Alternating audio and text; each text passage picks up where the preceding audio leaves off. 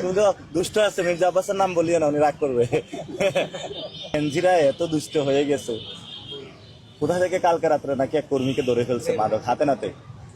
আপনারা তো জানেন এখানে একজন ঢাকাতে নতুন ভাবে আবিষ্কৃত হয়েছে মাদক সম্রাট, জানেন নাকি? জি জি হ্যাঁ? জান নাম নাম কি বলেন তো?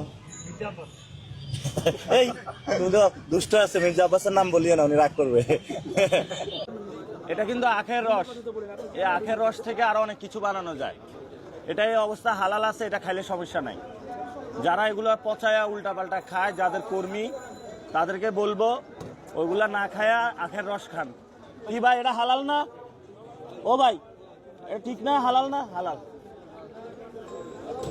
অরিজিনাল, এটা ওই যে কার জন্য পাওয়া গেছে ওইটা না। আপনি তাইলে কি আপনি কোনো চাঁদাবাজকে ভোট দিবেন?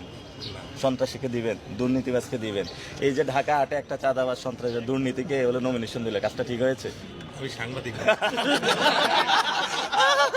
উনি সাংবাদিক কথা বলবে না, সাংবাদিকদের কিন্তু গতকাল থ্রেড দেওয়া হয়েছে।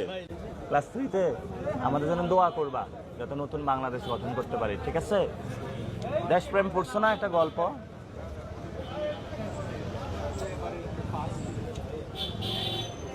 হাসি দাও।